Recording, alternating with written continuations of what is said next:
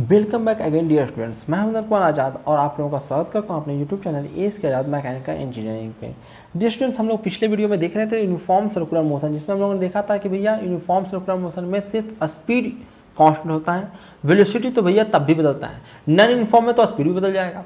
ठीक है, यूनिफॉर्म में सिर्फ स्पीड कांस्टेंट होता है, तब हम उसको यूनिफॉर्म, कोई भी सर्कुलर मोशन जिसमें स्पीड कांस्टेंट हो उसका हम यूनिफॉर्म सर्कुलर मोशन कहते हैं।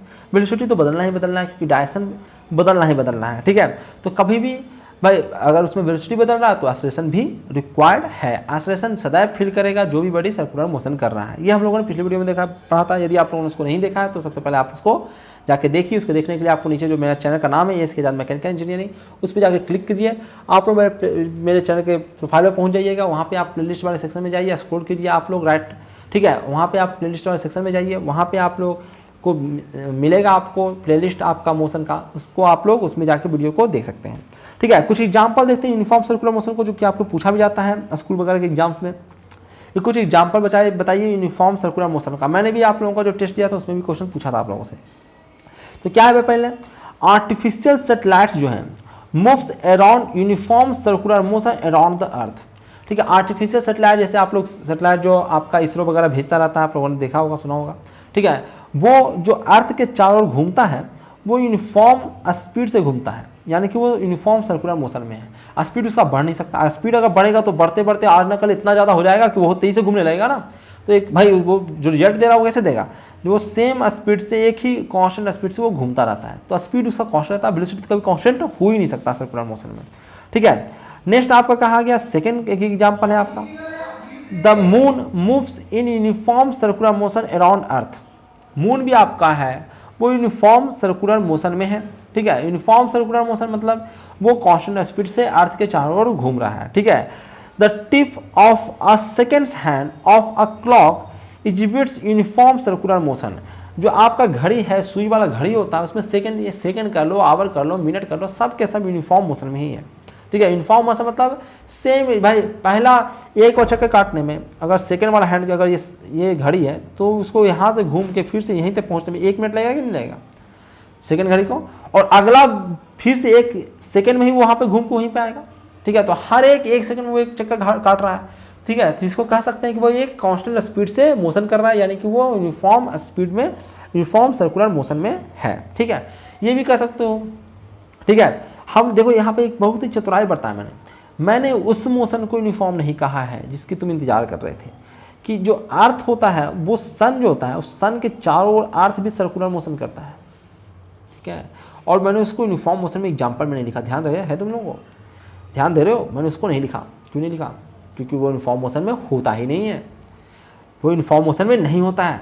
कई बुकों में लिखा रहेगा पर नहीं होता है। और ये पढ़ेंगे भी हम लोग, जो ग्रेविटेशन पढ़ेंगे ना उसी में कटा जाएगा ये, उसमें साफ साफ लिखा हुआ होगा कि उसका स्पीड बढ़ता घटता रहता है। ठीक है, कैप्लर का लॉ जो होता है उसके अनुसार उसका स्पीड बढ़ता घटता रहता है। ठीक है, वो नज़दीक में आएगा तो उतना ज़्यादा, यहाँ पे आएगा तो और तेज मूव करेगा। ठीक है, यहाँ पे रहेगा तो स्लो मूव करेगा। एक्चुअली हम लोग जानते हैं कि सर्कुलर मोशन, तो सर्कुलर मोशन है ही नहीं, वो तो इलेप्टिकल मोशन है। अरे एलिप्स में घूमता है वो, दिख रहा है, मैंने सर्किल बनाया है क्या, एलिप्स बनाया है ये। ठीक है, एलिप्स बनाया, इस मोशन में रहता है। आप लोगों ने पढ़ा भी होगा, फोटो वगैरह देखे भी होंगे, इलेप्टिकल मोशन रहता है, वो सर्कुलर मोशन नहीं रहता है। ठीक है, इसलिए मैंने यहाँ पे वो एग्जांपल डाला ही नहीं। बहुत सारे एग्जांपल डाले पर वो वाला एग्जांपल मैंने डाला ही नहीं। ठीक है, तो बहुत सावधानी से मैं बनाता हूँ। ठीक है, कुछ भी बुक में जो लिखा हुआ छाप नहीं देते हैं। चलिए आगे चलते हैं, आगे कुछ और चीजें दे रखा है आपका। ठीक है, तितली उड़ गई। Equation of uniform accelerated motion. देखो सबसे पहले जो लिखा हुआ है उसको ध्यान रखो, एक एक चीज मैं बहुत ही गौर से लिखता हूँ और उस पर आप लोग ध्यान दीजिए, एक एक वर्ड इंपॉर्टेंट होता है। मैं यहाँ पे इक्वेशन यानी कि फॉर्मूले बताने जा रहा हूँ, पर वो फॉर्मूले कब के लिए सही है, वो यूनिफॉर्म एक्सेलरेटेड मोशन के लिए सही है। यूनिफॉर्म एक्सेलरेटेड मोशन मतलब एक्सेलरेशन कांस्टेंट। मेरा फॉर्मूला मैं बता तो रहा हूँ पर मेरे फॉर्मूले सिर्फ और सिर्फ कांस्टेंट एक्सेलरेशन के लिए ही वैलिड है। ठीक है, जहां पे एक्सेलरेशन बदल रहा है वहां पे हमारे फॉर्मूले नहीं लगेंगे।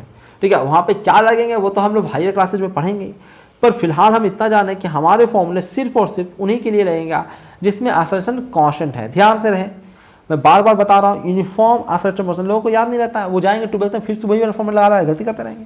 ठीक है, तो हमारा क्या होगा, एक्सेलरेशन कांस्टेंट होगा, ये ध्यान रखना है, एक्सेलरेशन कांस्टेंट। ठीक है। मैंने यहाँ पे फोटो बनाया, देखो एक रोड है और रोड एकदम सीधा वाला रोड लिया है, मुड़ेगा रोड, गाड़ी अगर मुड़ गया तो भैया उसका वेलोसिटी चेंज हो जाएगा, वेलोसिटी चेंज होगा तो एक्सेलरेशन आएगा, ठीक है। वो सब चीज़ें हम लोग को 1D मोशन ही पढ़ना है। 1D मोशन मतलब सीधा सीधा गाड़ी हमारा इधर जाएगा या फिर लौट के इसी रास्ते पे इधर आएगा, ठीक है। यूनिफॉर्म मोशन हम लोग पढ़ेंगे, सॉरी यूनिफॉर्म एक्सेलरेशन मोशन तो पढ़ ही रहे हैं, बाकी हमको 1D मोशन भी पढ़ना है। हम लोग कभी भी दाएं बाएं नहीं मुड़ेंगे, हमारा गाड़ी दाएं बाएं नहीं मुड़ेगा, एकदम सीधी रेखा में गाड़ी चलेगा, वो लहरिया नहीं मारना है। तो लहरिया मारते रहते हो ना, इधर मोड़ते रहते हो, वो नहीं करना है हमारे गाड़ी, उसके लिए हमारा कैलकुलेशन नहीं लगेगा, ठीक है। फिलहाल तो वो लगाएंगे, हायर क्लासेस में लगा लेंगे, हायर क्लास में तो कुछ भी पढ़ लेंगे। देखो यहाँ पे था u है, यहाँ पे वेलोसिटी, शुरुआत क्या से चलना, एक्सेलरेशन उसके पास है a, ठीक है। देखो उसने जो ट्रेवल किया है, डिस्टेंस ट्रेवल किया है, उसको मैंने s लिखा है, यहाँ से चल के वो यहाँ आ गया है, तो इसको मैंने s से नोट किया, इसमें टाइम कितना लगाया, t लगाया है, और फाइनली उसका वेलोसिटी कितना हो गया, v हो गया, ठीक है। इतना चीज़ आपको गिवन है। क्या क्या गिवन है, क्या क्या गिवन है उसको ध्यान से देख लीजिए। एक गाड़ी है जो चल रहा है, उसका इनिशियल वेलोसिटी कितना है, u है, उसका एक्सेलरेशन कितना है, कांस्टेंट एक्सेलरेशन है, तो इनिशियल तो हम बात करेंगे नहीं, वो तो कांस्टेंट है, through out the motion constant रहेगा एक्सेलरेशन, वो a है। टोटल डिस्टेंस कितना, डिस्टेंस नहीं इसको डिस्प्लेसमेंट कर सकते हैं, टोटल डिस्प्लेसमेंट ने कितना ट्रेवल किया है, s ट्रेवल किया है, ठीक है। उसको बुक में डिस्टेंस लिखा रहेगा, पर हमारे कैलकुलेशन में वो डिस्प्लेसमेंट होगा, डिस्टेंस नहीं होता है, डिस्टेंस नहीं निकलता है फॉर्मूले से, ठीक है। इसमें मिस्टेक मत कीजिएगा, हमारा जो फॉर्मूला मैं ड्राइव कर रहा हूँ वो वेक्टर फॉर्मूला है, उससे डिस्प्लेसमेंट निकलेगा, डिस्टेंस नहीं निकलेगा। ये मैं बता देता हूँ कि मेरे फॉर्मूला, एक तो बताया मैंने कि एक्सेलरेशन कांस्टेंट रहेगा तभी फॉर्मूला लगेगा, दूसरा एस का मतलब डिस्प्लेसमेंट होगा, चाहे वो कुछ भी लिख दे, मैं बार बार आपका बुक कुछ भी लिखे, वो डिस्प्लेसमेंट होगा, डिस्टेंस नहीं निकलेगा, गलती से उसको निकाले उसको डिस्टेंस मत कर देना, ठीक है। डिस्टेंस निकालने के लिए कहेगा तो डिस्टेंस अलग होता है, ठीक है। आप अलग बात है कि आपके तक लेवल तक दोनों इक्वल आता है, ठीक है, पर गलती से गाड़ी जाके लौट आया तो डिस्टेंस और डिस्प्लेसमेंट अलग अलग हो जाएगा ना, ठीक है। तो हमारा जो फॉर्मूला देगा वो डिस्प्लेसमेंट देगा, ये वाला वैल्यू देगा, ना कि ये वाला घूम के जो आ रहा है वो वैल्यू देगा, ठीक है। टाइम t दे रहा है, फाइनल वेलोसिटी v हो जा रहा है, ये इतने सारे इंफॉर्मेशन हम लोग को दे रखा है। चलिए आगे चलते हैं, उसको माना है, उसको लिखा हुआ भी यहाँ पे क्या क्या, consider a body moving with initial velocity कितना u, accelerated eight uniform rate, किस रेट से यूनिफॉर्म रेट a से है, वो एक्सेलरेटेड है, एक्सेलरेशन उसका a है। Let v be the final velocity, final velocity कितना हो गया है, v हो गया है। After time t, final velocity v होने में टाइम है कितना लिया है, t समय लिया है। And s be the displacement, मैंने यहाँ पे साफ साफ लिखा है डिस्प्लेसमेंट, आपका अच्छे बुक चाहे वो एस चांद का भी बुक है वो भी नहीं लिखा है, वो डिस्टेंस लिखाया जाएगा, ठीक है। तो फर्स्ट इक्वेशन पे हम लोग चलते हैं, इसको फर्स्ट इक्वेशन कहते हैं, पहला नंबर, ठीक है। ये सिंपल सा एक्सेलरेशन का जो फॉर्मूला उसी से ये इक्वेशन बन जाता है। एक्सेलरेशन का फॉर्मूला क्या है, एक्सेलरेशन का फॉर्मूला कहता है, एक्सेलरेशन जो होता है रेट ऑफ चेंज होता है, ठीक है, with respect to time, rate of change with respect to time, ठीक है। तो ऊपर रेट ऑफ चेंज है, ऊपर है change in velocity, final velocity minus initial velocity by time taken, ठीक है। फॉर्मूला हमने लिख लिया उसको a equal to v minus U by T, इसको थोड़ा दाएं बाएं करो, t को ले जाके दाएं बाएं से इधर जाके मल्टीप्लाई करो आप, ठीक है। तो क्या हो जाएगा, और उसके बाद क्या करो, इसको क्या करो, a इक्वल टू क्या है v माइनस यू, इतना तो कर ही लोगे आप लोग, ठीक है। तो इसको कर देख सकते हैं at equal to v minus U, ठीक है। v इक्वल टू क्या लिख सकते हैं यहाँ से, u प्लस at, यही आपका पहला इक्वेशन कहलाता है, v इक्वल टू at, ठीक है। यही आपका पहला इक्वेशन, इसको याद रखिएगा, ठीक है।